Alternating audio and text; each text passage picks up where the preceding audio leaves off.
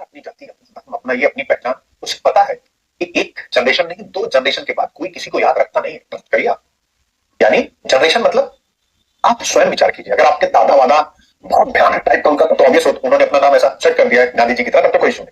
लेकिन otherwise this is the reality.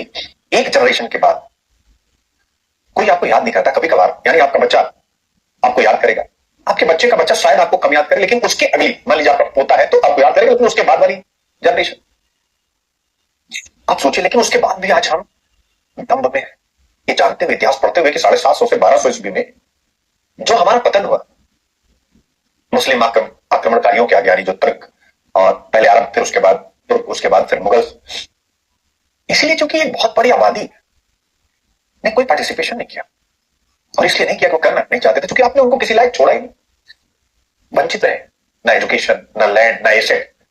तो उनका शरीर ही उनका लैंड था, उनका शरीर ही उनका एसेट था, उनका शरीर ही सब कुछ था।